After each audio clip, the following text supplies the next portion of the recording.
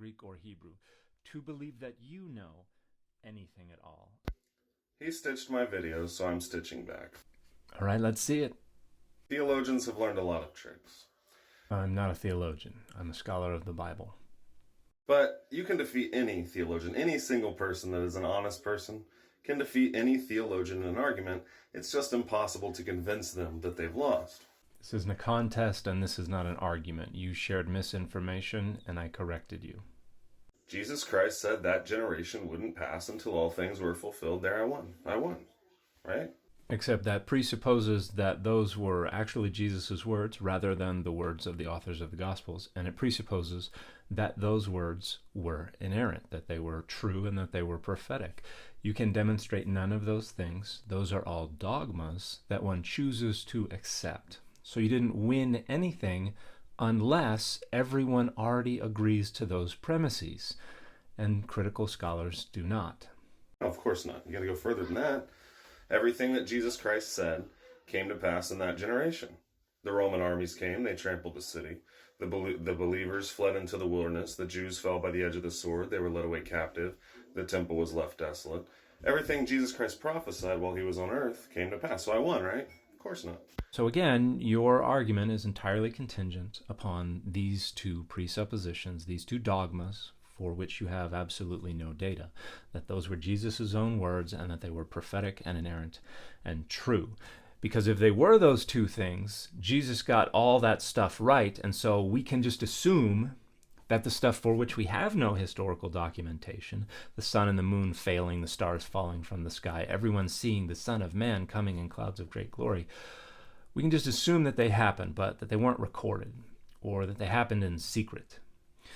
But in the absence of your two presuppositions, there's a very simple explanation. And that explanation is simply that this is ex eventu prophecy, that the author of Mark, writing in the immediate aftermath of Rome's siege of Jerusalem and destruction of the temple, is retroactively placing their own knowledge of those historical events into Jesus' mouth in order to reinforce Jesus' prophetic insight.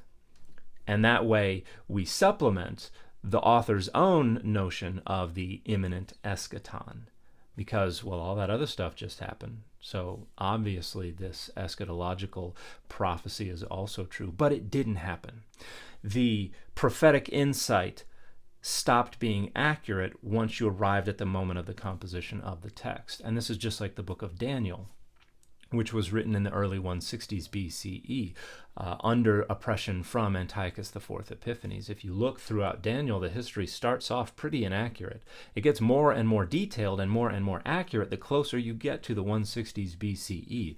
And right when the author says, and then God showed up, that's when things are entirely inaccurate, exactly as with the coming of the Son of Man in clouds of great glory. So your argument only works if one chooses to accept your two presuppositions for which you have absolutely no data.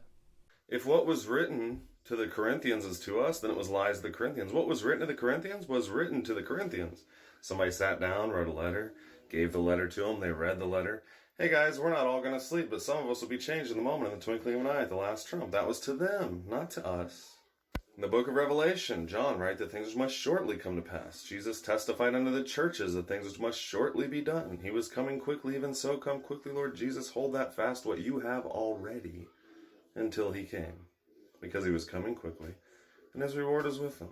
So two things here. First, nobody is challenging the fact that these authors were writing to their own contemporary audiences and not to us today. Second thing, this argument is still entirely contingent upon the presupposition that these authors were writing prophecy that was inerrant and that was true. If we don't presuppose that, then these authors were just writing their own ideas about what would happen in the future, and those things didn't happen. I've already won. Try to convince him that. Try to think a little more critically about the difference between an argument based on data and an argument that is just an assertion of a dogma that you have chosen to accept.